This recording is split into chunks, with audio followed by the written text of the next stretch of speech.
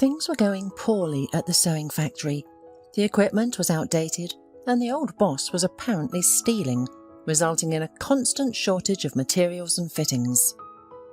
The owner lived in the capital, and he had been considering closing the unprofitable unit, but he felt sympathy for the workers. Being from a small town himself, he understood the difficulties of working in a remote area. To investigate the situation and determine the future prospects of the enterprise, the director decided to send his young deputy Alan to the countryside. In reality, it was more of an exile than a business trip, as punishment for Alan rejecting the director's daughter, who had shown a keen interest in him. Initially, the elderly businessman wanted to fire his deputy out of anger, but professionalism prevailed over emotions. Firstly, Alan had not done anything wrong. The heart cannot be commanded, and he was not obligated to love anyone, even if it was the boss's daughter. Secondly, finding such skilled specialists was like finding a needle in a haystack.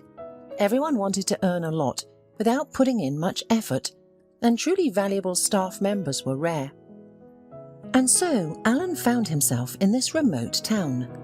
Being a native of the capital and accustomed to comfort since childhood, he was slightly shocked by the lifestyle and mentality of the people in the hinterland. He felt particularly uneasy due to the increased attention from the female population. The town was experiencing a decline in male residents as young, strong men left, searching for better lives and higher incomes. Mostly women and girls remained, who teased Alan, calling him an enviable groom from the capital. Therefore, Alan was not pleased with his temporary place of work, and on the first day he considered escaping. However, such an act would be unmanly and could jeopardize his career. Alan had aspirations to become the head of one of the branches of a clothing company, and the situation with the boss's daughter had shaken his position. If he refused the business trip now, it could be the end of his management career, and he would have to start from scratch at another company. On his first day of work at the new location, Alan woke up before dawn. He felt nervous about meeting his new subordinates and rehearsed his welcome speech in front of the mirror. After all, he wanted to establish his authority with the spirited ladies. However, upon entering the workshop, he forgot everything he had planned to say. Alan had a lump in his throat that prevented him from uttering a word. But the cause of his confusion was not the sound of female laughter or crude jokes. It was her. Standing a little apart from the crowd was a tall, slender girl. Unlike her colleagues, she was silent and somewhat aloof. She seemed uninterested in what was happening and paid no attention to the new boss. In truth, her heart was pounding wildly at that moment, and countless thoughts swirled in her head. All she wanted was to slip away unnoticed, to avoid seeing this man, and to prevent him from recognizing or noticing her. But he did recognize her, despite the passing of 7 long years. During that time, Kelly had changed a lot. She had wrinkles at the corners of her eyes and had cut off her once luxurious long hair. However, the intelligent gaze of her green eyes, her bold expression, and the wrinkles on her nose remained unchanged. Alan could not have been mistaken. It was the same Kelly whom he had loved with all his heart, the one he had yearned for over the years and felt so deeply offended by. Kelly did not remember her mother and only knew her face from old photographs. Her mother had died in a car accident when the girl was just 2 years old. Overwhelmed with grief, Kelly's father didn't know how to go on, so he decided to move to the hometown to his mother. After all, the grandmother was the best person to care for an orphaned little girl. Mrs. McKay truly became a mother figure to Kelly during the early years of her life. However, when the girl turned 6, her grandmother passed away from heart disease. They say the road to hell is paved with good intentions, and that was certainly the case this time. Before her death, Mrs. McKay did something foolishly kind for her son and granddaughter, as she thought. She had long been eyeing Brenda, a young widow who lived on a neighbouring street. The elderly woman believed there was no better candidate to be her son's wife. Brenda was beautiful, hard-working, decent-looking, and most importantly, childless. Mrs. Mackay saw that as a crucial factor. She believed that since Brenda had no children of her own, she would surely love Kelly and would never deprive her of anything. And for John, Brenda would be a loyal wife, as she had not met anyone else in the 5 years since her husband's death. "She's not slutty, that's good," Mrs. Kay reasoned. On her deathbed, as her last will, the elderly woman ordered her son to marry Brenda. By nature, John was a weak-willed man who did not know how to fight with circumstances and always swam with the flow. For him it was important to have someone near, to have the house cleaned and cooked, and to have his daughter under supervision. Well, why not Brenda? John thought. After all, she is a beautiful, strong woman. Although she was a bit older than him, such conventions never bothered him. Besides, after John's mother died, Brenda volunteered to help him with his daughter and began to visit him, to clean up, cook, and play with the girl. At first, she came to John once every 3 or 4 days, but then she started visiting more often and eventually moved into his house. This transition happened so naturally and unobtrusively that John didn't even notice how Brenda went from being a simple neighbour to almost a full-fledged member of the family. John didn't even have to propose marriage to her. Brenda herself initiated the conversation and took care of all the bureaucratic matters. However, once the signatures were in place and the rings were exchanged, the situation in the house changed drastically. Having become John's lawful wife and mistress of the house, Brenda transformed from a woman into a real fury. However, this change mainly affected Kelly, who now had a wicked stepmother, just like in Cinderella's fairy tale. Brenda often shouted at the girl unnecessarily and burdened her with household chores that were beyond her age. If Kelly failed to do something, Brenda scolded her harshly and punished her by putting her in a corner. Eventually, she even started physically abusing her. At first, Kelly sought protection from her father, her only family member. John was deeply outraged when he learned that his new wife was exploiting and abusing his only daughter. However, when he confronted Brenda about it, she completely turned the situation around. "Of course Kelly doesn't love me, she is jealous of you. That's why she's making up bad stories about me. You have no idea how she torments me, or the intrigues she creates while you're at work. But I endure it all, I don't scold the poor orphan, and I don't complain to you. And now you come and accuse me of all mortal sins." Brenda, sobbing uncontrollably, collapsed onto the sofa, and John, bewildered, rushed to comfort her. "I'm sorry, darling. Oh, I swear Kelly will get what she deserves for deceiving me," he nervously repeated, stroking his weeping wife's shoulder. Kelly was watching this scene through the slightly open living room door, realised that her father would not support her, and that she would have to endure the abuse from her stepmother. That's why Kelly had no happy memories of her childhood. In her own home, she became a servant, endlessly cleaning, scrubbing and doing other chores. She had no time to play outside, so she had no friends. Kelly only left the house to go to the grocery store or the market, and her stepmother dressed her in such rags that children would laugh and adults would shake their heads sympathetically. When Kelly started school, her stepmother didn't allow her much time to do her homework. As a result, the girl received bad grades, despite being quite intelligent. Over time, John began to notice that something was wrong, but Brenda was skilled in sensing his mood and would act like the most caring stepmother in his presence. In these moments, she treated Kelly so affectionately that not every biological mother could match her tenderness. Although John sensed the falseness of his wife, he chose to push his doubts away. "Okay, I'll kick her out of the house," he thought, "but then what? Who will take care of the house, raise the child? It's better to leave things as they are. Amidst all this hopelessness, Kelly found solace in one thing. While rummaging through the attic, she discovered a dusty chest filled with various books on cutting and sewing, as well as beautiful but faded fabric remnants. These treasures belonged to her grandmother, who used to enjoy sewing when she was young. Kelly began studying these books and eventually picked up a needle and thread. Whenever her stepmother was out of the house or napping after dinner, the girl would rush to the attic and immerse herself in the magical world of patterns and fabric. Once, when Brenda went to the market, Kelly, as usual, began working on her needlework. Unfortunately, halfway through, her stepmother's heel broke, so she returned home to change her shoes. It was then that she noticed the house was quiet and started calling for her stepdaughter. When she received no response, Brenda thought to herself, "What a lazy girl! She must have run off somewhere."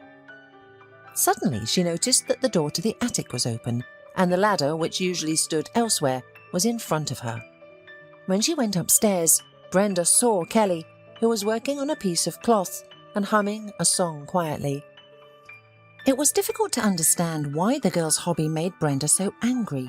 She was generally irritated by everything related to the girl and tried to make her unhappy in every possible way.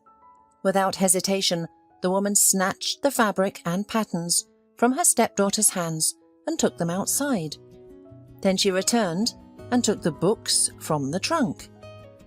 No matter how much Kelly screamed, no matter how much she cried, she could not save her treasure. Brenda burned everything in the middle of the yard. However, Kelly managed to save one brochure with patterns of dresses. She safely hid it in her room and would look at it in the evenings.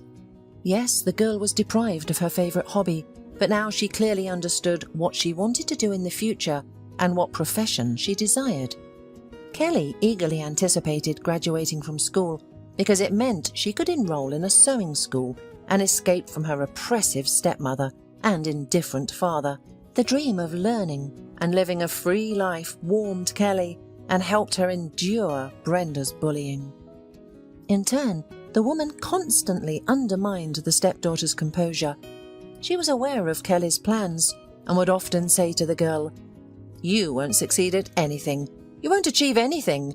You will continue to live here and serve me." But the time came and Kelly realized her plans. Usually people feel homesick when they leave their hometowns, but the girl felt relief at leaving the place where her childhood had been spent. The farther the bus took her away from her father's house, the lighter her soul felt. Of course, she was a little guilty about leaving her dad with this nasty woman, but ultimately he had made his own choice. Now Kelly had to build her own life. Luckily, the girl inherited her mother's determination and ambition. Instead of studying somewhere nearby, she decided to study in the capital. She understood that it wouldn't be easy to get in and that the cost of living in the capital was high. However, the big city offered great opportunities with plenty of work and good wages. There was a chance she could stay there after her studies and not return to her father's house with the cruel stepmother.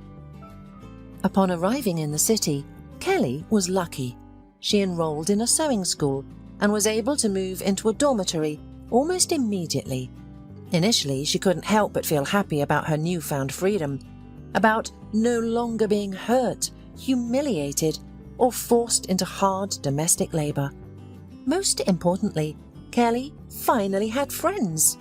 It was something new and incredibly pleasant for her to have heartfelt communication and share secrets with others. However, the euphoria of city life soon faded, and Kelly had to face the harsh reality. She quickly realised that she needed to find a job. At first, Kelly and her friends tried to earn money through their main craft, sewing and mending clothes. They advertised their services on social networks and waited for orders. Unfortunately, the orders didn't pour in as they had hoped.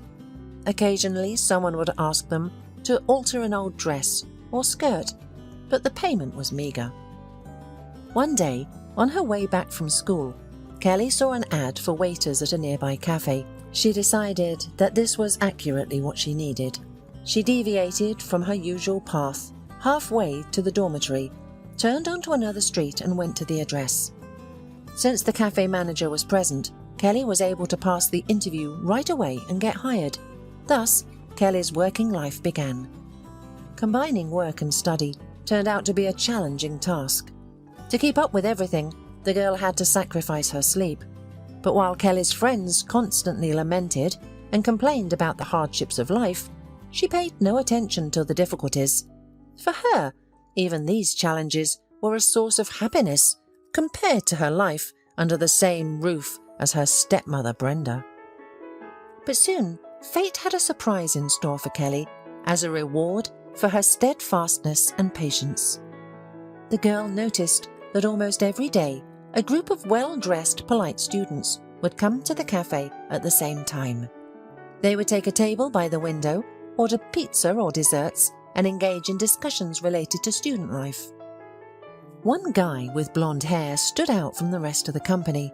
Kelly was attracted to him because of his funny round glasses, slightly old-fashioned style of clothing and shy behaviour. She heard that his name was Alan. This went on for about 6 months. Kelly would carry trays while stealing glances at Alan. Eventually, she realised that she had developed feelings for him, and these feelings grew stronger every day. However, Kelly was a realist and didn't believe in fairy tales like Cinderella. Based on Alan's appearance and manners, she assumed that he came from a wealthy family and would never pay attention to a poor waitress from a village. But how wrong she was. Kelly had low self-esteem, which was understandable. She didn't have a loving mother who raised and taught her to value herself. Her beloved grandmother passed away at a young age, and her stepmother would often insult her, calling her names like ugly, scarecrow, and even worse. The ridicule from her peers also didn't help boost her confidence. Therefore, Kelly was not accustomed to seeing herself as a beautiful and charming girl, despite having a very nice and noble appearance. However, Alan was attracted by this pretty waitress with her big eyes and long braids right away. But due to his natural shyness, he didn't dare to admit his feelings. Instead, he would just steal glances at the girl he liked. Nevertheless, one day, he finally gathered the courage to take a bold step. After Kelly finished her shift, Alan approached her and offered to walk her home. Overwhelmed in surprise and excitement, she couldn't find the words to respond, so she simply nodded. The young couple slowly walked along the night streets, illuminated by the light of lanterns and store windows. The journey from the cafe to Kelly's dormitory took about half an hour, and during that time they remained awkwardly silent. When it was time to say goodbye, Alan mustered the courage to ask, "May I walk you home again tomorrow?" Kelly nodded and headed towards the dormitory. That night, Kelly couldn't sleep. She pondered over what had happened, restlessly tossing and turning in bed. Her roommate even threw into her a pillow, expressing her annoyance at being disturbed. To avoid bothering her friend any further, Kelly decided to go out into the corridor and walked towards the large mirror hanging on the wall near the stairs. For the first time in her life, she looked at herself as a beautiful young girl who could fall in love. Unlike other girls, Kelly wasn't in the habit of fussing in front of the mirror or dressing up. Perhaps her stepmother's words had deeply affected her self-esteem, causing her to perceive herself as plain and uninteresting. But now, the reflection showed a completely unfamiliar girl who could easily be featured in movies or grace the covers of expensive magazines. Why not? Maybe he's my prince, my destiny, thought Kelly, deciding to give her relationship with Alan a chance. Of course, she was a little concerned about the difference in social status and wealth, but in the 21st century, does it really matter? And so, the beautiful and intoxicating romance between Alan and Kelly began. They met in secret, keeping their relationship private. Kelly even quit her job at the cafe and found another one so that Alan wouldn't feel awkward when coming with friends to their favourite place. In her youthful inexperience, she didn't understand why her boyfriend was so afraid of others finding out about their relationship. She was too blinded by her happiness and didn't have time to think. However, over time, Kelly began to feel a bit uneasy about the fact that Alan never introduced her to his friends. She was acquainted with all her friends' boyfriends, and after a year and a half of dating Alan, she thought that was a perfectly acceptable amount of time to get to know his friends and even his parents. Kelly decided that she needed to have a serious conversation with Alan about this. But just as she was about to start the conversation, her beloved surprised her in such a way that all doubts and resentments disappeared. He gave her a gold ring with a pink stone and proposed marriage. Kelly melted with joy and immediately accepted his proposal. For a few days, she forgot about her concerns, thinking that Alan would finally introduce her to his friends and family. However, nothing changed. The doubts crept back, and Kelly began to wonder if her metropolitan groom was simply taking advantage of her and didn't have serious intentions. Maybe he had bought the ring just to distract her. After all, it wasn't a significant expense for him. Then Kelly realized that she couldn't avoid an unpleasant conversation and decided not to postpone it any longer. So, on their second date, she expressed everything that had been building up in her heart to Alan. "Alan, be honest, are you fooling me? You asked me to marry you, but I don't feel like you're serious about it. If you're not serious, it's better to tell me now and let's part ways amicably." "How on earth did you come to such a conclusion? Do I look like that kind of person?" exclaimed Alan, his face flushed with indignation and resentment. "What am I supposed to think? We've been together for almost 2 years, but I haven't even met your friends. You're going to marry me, but it seems like your family doesn't know about it. Or are we going to get married secretly?" Alan couldn't find the words to respond. Indeed, from Kelly's perspective, his secrecy and indecision seemed suspicious. But in order to not lose the person he loved, he had to confess that he was simply afraid of his mother. Kelly looked at her beloved with surprise and a hint of distrust in her eyes, and he told her what was going on. The thing was, Alan's mother came from a noble background. Mrs. Rainey was the great-granddaughter of a nobleman and was incredibly proud of it. From a young age, she was obsessed with her aristocratic heritage and looked down upon ordinary people. When Alan was a child, he constantly suffered because of his mother's aristocratic ways. She didn't allow him to make friends or play with his peers in the neighbourhood. While other boys were playing soccer and climbing trees, Alan was forced to attend tutors and improve his piano skills. The neighbourhood children teased and mocked him without realising how much he was suffering. When Alan entered a prestigious university, he finally had the opportunity to make friends, as his mother deemed the crowd there suitable. Now he found himself caught between two fires. On one hand, he loved Kelly and didn't want to lose her. On the other hand, introducing her to his mother would lead to a disaster. However, there was no way out. Alan couldn't hide his fiancée from his mother forever, and they would eventually have to meet. And since Kelly was so concerned about it, it had to happen in the nearest future. The conversation between the young people ended on a tense note. They didn't see each other for a few days, and then Alan called Kelly and invited her to his home to meet his mother. The girl felt both pleased and frightened, because she had already imagined his mother as a difficult person. She also felt a little ashamed for accusing Alan of insincerity, but what was done was done. Now it was important not to make a bad impression in front of Mrs. Rainey. Kelly's friends were so heartened by her problem that they all worked together to prepare Kelly for this important dinner. The girls brought their best outfits and jewellery to create an image that would be suitable for meeting an aristocratic family. In the end, Kelly dressed simply but tastefully. She wore a monochrome grey dress with a straight cut and patent boot shoes, which made her look quite elegant. At least in this outfit no one would mistake her for a villager or a student at a sewing school. But despite her stylish outfit, Kelly couldn't hide her lack of self-confidence. She trembled and her hands shook as she imagined the worst scenarios for the meeting. For some reason she believed that Mrs. Rainey would immediately criticise her and treat her poorly. But things turned out differently. Mrs. Rainey greeted Kelly in a friendly, almost overly friendly manner. The dinner proceeded in a warm and relaxed atmosphere. Alan's mother showered Kelly with compliments, asking her about her childhood and her studies as a seamstress, and listened attentively to her answers. She shared a lot about her son, and even showed his childhood photos. And why did Alan speak so badly about his mother? She's such a nice woman, thought Kelly, looking at her beloved, who sat there tense and clearly not sharing her calmness.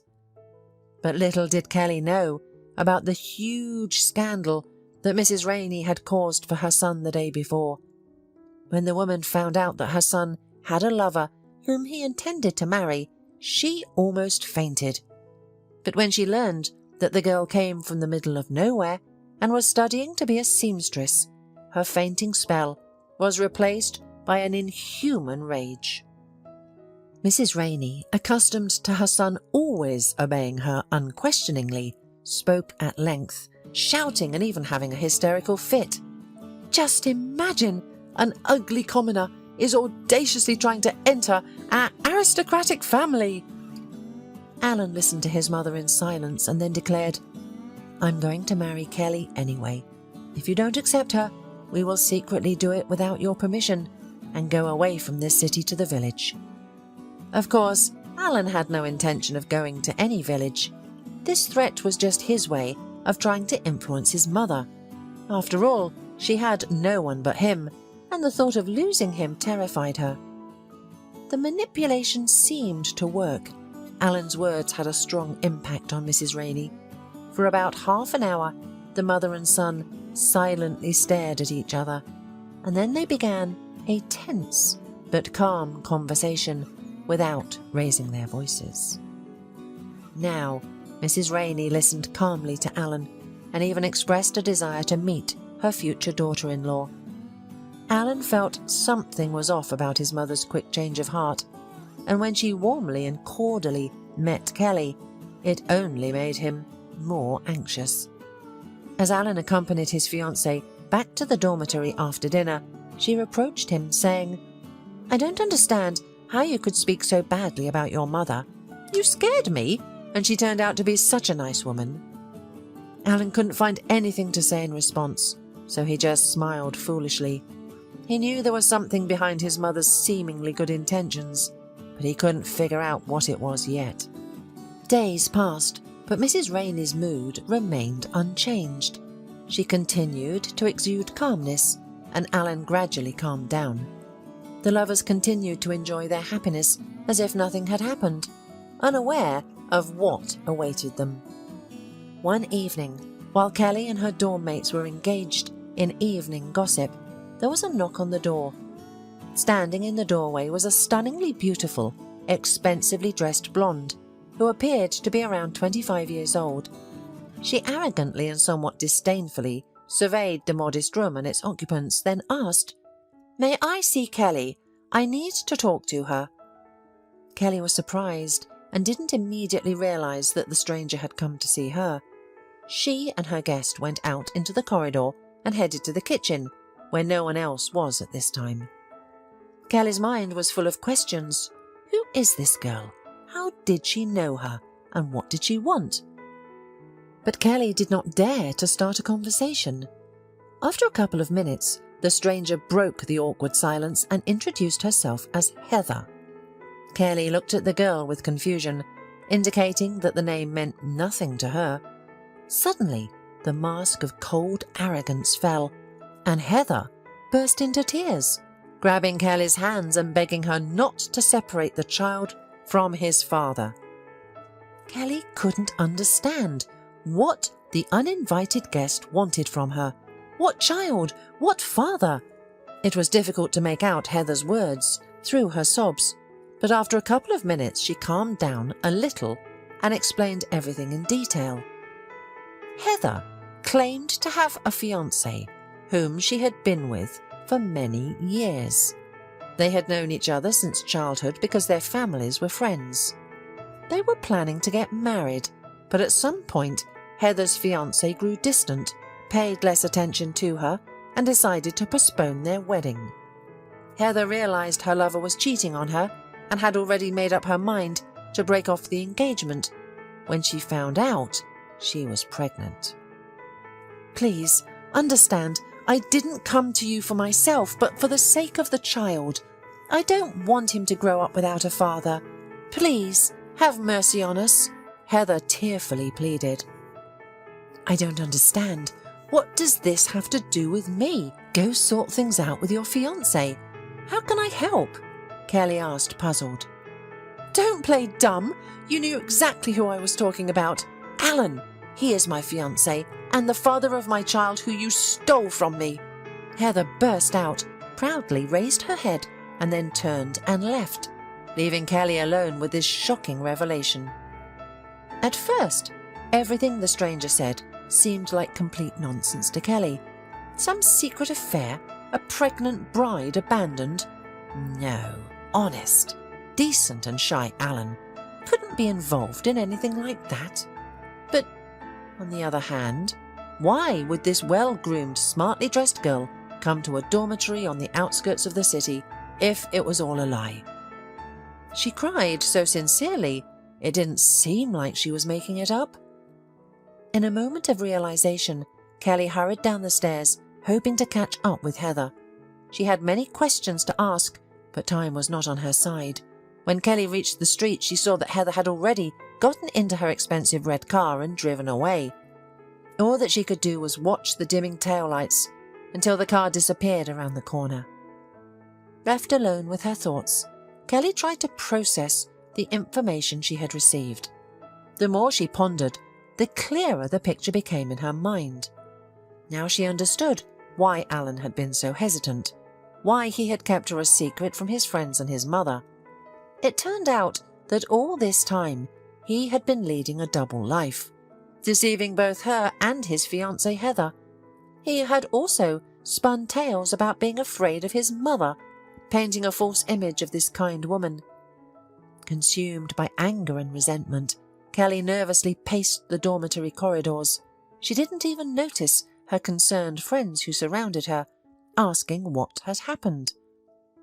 Moments ago, her entire world had come crashing down, shattering all her dreams and future plans. As the initial wave of anger subsided, Kelly regained her composure and immediately reached for her phone. She wanted to call Alan and demand an explanation, but then she changed her mind. She decided it would be better to wait until morning, confront him at the university, and lay everything bare, looking him in the eyes. However, after contemplating the situation further, her pride ignited. Kelly decided that she would later regret multiple times. But at that moment, it felt like the right thing to do. The next morning, Kelly feigned a headache and didn't go to school. Once her friends had left, she got out of bed and started packing her belongings. During the night, she had resolved that she didn't want to stay in the same city as Alan, never wanting to cross paths with him again. True, she didn't have the guts to throw away a few nice trinkets that her lover had given her. The girl squeamishly turned them in her hands and then threw them into the suitcase with deliberate disdain. Once everything was packed, Kelly sat on the bed and contemplated her next move. During the night, she had chosen to leave the capital. With minimal savings, she couldn't afford to simply move to another city and start anew. Returning home to her town seemed to be the only option. Of course, the thought of living under the same roof as her wicked stepmother Brenda terrified the girl, and she also understood that abandoning her studies when she was so close to obtaining her diploma would be foolish. However, pride and resentment overpowered her common sense. Leaving the dormitory With her suitcase in hand, Kelly glanced back at the dull grey building that was her home for a while. Then she took a deep breath and headed toward the train station. By lunchtime the following day, she arrived at her hometown and approached the gates of her family home without notifying anyone of her return. Kelly hesitated on the threshold for a moment before knocking loudly on the door. Her father, visibly aged during her absence, greeted her with joy in his eyes. However, his attempt to embrace her was halted by a harsh female voice calling out from the back of the room. "Who's there?" Moments later, Brenda appeared at the threshold, wearing a gaudy, colourful dress and holding a dirty kitchen towel. The expression on her face upon seeing her stepdaughter was a mix of surprise and displeasure that words couldn't fully describe. She gave Kelly a brief glance before inviting her inside. Carrying her suitcase, Kelly made her way to her room, which, to her surprise, still retained its original appearance. She had expected her stepmother to have cleaned it out and thrown away all her belongings. In reality, Brenda had planned to do so, but she hadn't gotten around to it yet. "You haven't thought about us for so long, and now you suddenly decided to visit us. What's wrong all of a sudden?" Brenda asked. "No reason. I'm tired of big city and missed home," Kelly replied. "Well, how long will you stay with us?" "Probably not for long," Brenda continued her questioning. "We'll see. Maybe forever," the stepdaughter answered before closing herself in her room, wanting to avoid any further unpleasant conversation. Of course, Brenda was extremely dissatisfied with Kelly's return. She had grown accustomed to being the sole mistress of the house and had practically convinced John to sign over the house only to her. With the arrival of her stepdaughter, she knew this wouldn't be possible anymore. On the other hand, she was pleased that Kelly's time in the capital hadn't worked out, and that she had returned to her father's house with her head down. That was the kind of person Brenda was. She liked finding joy in other people's troubles and energized by their misfortunes. As Kelly anticipated, her stepmother made her life in her father's house a living hell. She would daily mock her, reproach her, and call her a failure, saying, "So you didn't conquer the capital and didn't turn into a young lady of the capital, did you?" But that was just the beginning compared to what happened later. In fact, Kelly had been experiencing bouts of vomiting from various strong smells for about a month, but for some reason she had not paid attention to it. Additionally, recent events had made the girl completely forget about her well-being. However, a few weeks after returning home, Kelly began to feel unpleasant symptoms again. She felt ill during breakfast, and Brenda immediately realized what was wrong. She didn't need any tests to know that her stepdaughter was pregnant. Realizing the reason behind Kelly's unexpected return, Brenda felt a sense of triumph. Now she had the perfect excuse to endlessly reproach and torment the girl. But first she decided to create a big scandal. She put her hands on her head and shouted that Kelly had brought shame upon her and her father in front of the whole town. "How are we supposed to face people? We sent our daughter to study, and she pulls a stunt like this." Even John, who had never known any interest in his daughter and remained silent when the stepmother abused her, suddenly supported his wife and began reproaching Kelly for her shamelessness. Brenda, supposedly fearing shame, quickly spread the news of Kelly's pregnancy throughout the town. She spread rumours with all sorts of nonsense, fueling gossip. Within a couple of days, all the women in town were already talking about how Kelly had gotten involved with a married rich man in the capital and had become pregnant by him. When the man's legitimate wife found out about the affair, she grabbed Kelly by the hair and gave her husband an ultimatum. "It's either me or her." The rich man, valuing his wife more, refused his mistress. Left with no choice, Kelly had to bid farewell to her glamorous life in the capital and return to her humble life with cows and chickens. At first, Kelly was furious and upset by these rumours. She tried to defend herself and argued with those who loved to gossip, but soon she realised it was pointless.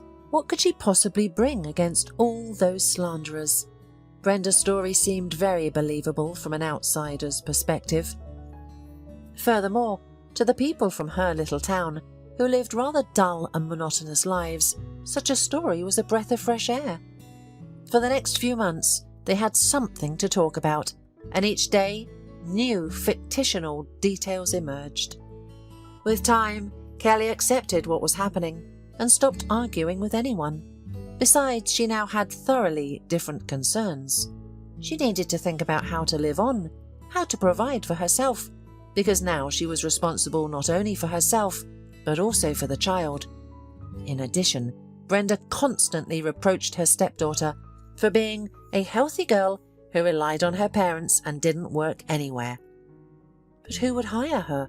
Who would want to employ someone who was about to go on maternity leave? And there weren't many options in Kelly's town. There wasn't much work available, except a small sewing factory that had opened a few years ago. Kelly didn't expect to be hired, but she decided to try her luck. In the personnel department, she was greeted by a woman who looked to be about 50-55 years old. Seeing the woman's stern and haughty face, along with her high, formal hairstyle, Kelly thought her chances weren't good at all, that this woman wouldn't hire her. However, during the interview, it turned out that the woman was kind and understanding. In her youth, she had been in a similar situation, so she understood how it was to be left alone and without support. Out of sympathy, she gave Kelly a job, although not with much enthusiasm. Meanwhile, Kelly withdrew into herself and didn't interact with anyone. She resented the residents who chose to believe Brenda's stories. However, they in turn felt no remorse and didn't attempt to communicate with Kelly. And even when the gossip died down, the town women still avoided her. Nevertheless, Kelly found solace in her work. Despite the judgmental looks from her colleagues, she felt calm and free at the factory. But at home, Brenda gave her a real hell. Every day the woman scandalized her stepdaughter, calling her all sorts of names. She mocked Kelly, her failures, then reproached that because of her in the house there would be no peace because the baby would soon be born and he would scream for days and nights. And what was most offensive, Kelly had no arguments left to oppose her stepmother. She could no longer look at Brenda with her head held high because she understood perfectly well that from now on she had nowhere to go, and she would have to live here and be in the service of this nasty woman without any hope for a bright future. Soon Kelly gave birth to a son whom she named Alan, after her former lover. Although she could never forgive his despicable act, she found herself thinking less and less about his betrayal and more about the happy moments they had shared, especially when she looked at her baby. It surprised her how much he resembled his father, and she decided that no other name would suit her child. There was a fleeting moment when she considered informing Alan that he had a son, but pride overcame her emotions, and she decided to leave everything as it was. After the birth of her child, Kelly seemed to blossom. Motherhood suited her well, and she became more calm and balanced. She no longer reacted to Brenda's reproaches and teasing, which only made her stepmother angrier. It was hurtful for Kelly to hear Brenda call her child fatherless, and she even had the urge to scratch the face of this insolent woman. However, she resolved to remain strong and not show her true emotions to anyone. When the child turned 1.5 years old, Kelly got him into the kindergarten and returned to work at the factory. She worked with great enthusiasm and dedication, often receiving bonuses, which greatly irritated her co-workers. Not only did she irritate her female colleagues, but she also drew the attention of all the men in the town community. There was no trace of the Kelly who returned from the capital with a downcast gaze and slouched shoulders. She appeared more confident and attractive, and naturally, she began to have suitors. However, Kelly did not reciprocate or accept any advances. Some persistent suitors even approached her father to ask for her hand in marriage, but she rejected them with a scandal and eventually discouraged all suitors. The locals believed she was crazy and started to gossip once again. They couldn't understand why this single mother refused to get married. They thought she should be grateful that someone wanted to take her and her child. Little did they realise that Kelly had no need for suitors or husbands. After her experience with Alan, she no longer trusted men and believed that no one else could love her as much. Furthermore, Kelly couldn't comprehend why she should marry someone in town if she had no intention of staying there. Her dream was to eventually move to the city so that her son could attend a good school and eventually go to college. Additionally, she didn't want Alan to continue growing up under the same roof as the witch-like Brenda, who constantly mistreated him and tried to influence him negatively. Unfortunately, fulfilling her dream of moving was not easy. The salary at the sewing factory was quite low, to say the least, and raising a child required money. To achieve her goal, Kelly made sacrifices and saved every penny she could. Finally, the moment arrived when Kelly realised that she was ready to move, that she had saved enough money to pay several months' rent for an apartment in the city in advance. It was at this very moment that a fateful meeting took place. When Kelly saw Alan in front of her, she panicked. She did not know how to react to his appearance, as she both hated and continued to love him. But why was he giving her that cold and arrogant look, as if she were guilty of something? She wanted to disappear or hide somewhere, just to avoid meeting Alan's eyes. Taking advantage of the chaos, when the workers started bombarding the new boss with questions, she quickly fled the workshop and went home, claiming to be ill. Of course, Alan immediately noticed Kelly's escape. He had been angry with her all these years, and now his anger grew even stronger. Well, she can't run forever, can she? Not today, but maybe tomorrow or the day after I'll finally face her and ask her about abandoning me so cowardly 7 years ago. Meanwhile, Kelly ran home, locked herself in her room, and cried until evening. For so many years, she had tried to be strong and keep her emotions in check, but with such an unexpected encounter with her past love, all the negativity accumulated over 7 years overwhelmed her. In the evening, little Alan suddenly developed a fever. They had to call a doctor. Naturally, Kelly couldn't go to work the next morning, so she stayed with her son. She informed her boss that she would be on sick leave for the next few days. Meanwhile, Alan was already at the factory. He couldn't focus on work at all. He was waiting for Kelly to come. Well, for obvious reasons, she didn't show up. Pretending to be a strict boss, he started questioning why one of the workers was absent. When he heard that she was on sick leave, he didn't believe it. He was convinced that Kelly was just avoiding him. Suddenly, one of the employees said, "She has a sick child, so she won't be here for a few days." Hearing about the child, Alan became even angrier. So, while I suffered years of loneliness, she wasted no time. She got married and had a child? At that moment, he had no idea of the revelations that lay ahead.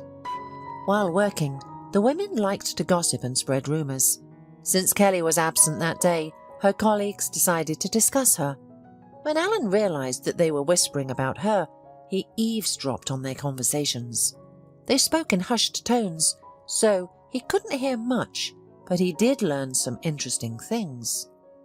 He discovered that Kelly was not married, and it was unclear who the father of her child was. Suddenly, a thought flashed through Alan's mind. Could the child be his? But how could he find out how old the boy was? He couldn't ask people directly. He was still too shy and didn't want to give them cause for gossip. Finally, he decided he had to go to Kelly's house and talk to her face to face. He went to the personnel department and professionally requested the personnel files of the female employees from the workshop, which were not many. Finding Kelly's folder, he memorized her address and went to her after the end of the workday. On the way, Alan pondered what he would say to Kelly, how he would demand an explanation from her. However, when he reached the gate of the house and saw his beloved on the porch, he forgot everything. What happened next left him speechless. Suddenly, a mischievous little boy in blue pants and a green shirt ran out of the house and excitedly ran up to his mother, telling her something. Then the child saw a stranger standing at the gate and looked into his eyes intently. Suddenly the boy smiled and with a joyful cry of "Daddy!" rushed towards Alan. Kelly was confused and tried to hold the child, but it was too late. Now all the cards were on the table. It turned out that all these years, Kelly had kept a single photo of her and Alan together. They looked happy in the photo, so she couldn't bring herself to tear it up or throw it away. When the boy grew up and started asking about his dad, Kelly showed him the picture. Of course she couldn't tell her son about the betrayal, so she simply said that his father was far away, but someday he would definitely come. Now Kelly realized that she couldn't delay it any longer and that they needed to talk. She took her son by the hand and led him into the house, then returned to talk to Alan, who seemed shocked. They walked away from the house and into a linden grove, where no one would see or hear them. Alan was the first to break the silence with a question. "How could you hide my child from me?" "Just as you could hide your pregnant fiancé from me," blurted out Kelly, turning away resentfully. They began to shower each other with reproaches until they realized how they had been deceived. Alan swore that he didn't know and had never known anyone named Heather, but based on the description, she resembled Monica, the daughter of his mother's best friend. Apparently his mother had orchestrated this whole performance to get rid of her unwanted daughter-in-law, and it worked. True, she later scolded herself repeatedly for making her son unhappy because he never loved anyone else or built a new relationship after Kelly left. On her deathbed she repented for what she had done, but couldn't confess everything to her son. Once everything became clear, Kelly felt extremely ashamed of how foolish and inconsiderate she had acted 7 years ago. It was terrifying to think that because of her foolish pride, she had deprived herself of the man she loved and left her son without a father. If she had called Alan back then, everything would have turned out differently. But the past couldn't be undone, and old mistakes couldn't be corrected. Now they had to think about the future and find a way to rebuild their relationship. Alan was angry and resentful towards Kelly. He couldn't forgive her for those lost years, so for some time he didn't speak to her. However, he visited his son every day and spent a lot of time with him. Additionally, he had to face Kelly at work, and at some point, their old feelings reignited with renewed vigor, overshadowing their past grievances. 7 years later, the lovers reunited, giving people something new to gossip about. The locals, who knew nothing about Alan and Kelly's relationship, came up with all sorts of stories. But the happy couple didn't care at all. Soon they quit their jobs and left with their son to build a happy life in a new city where nothing reminded them of the sorrows they had experienced in the past.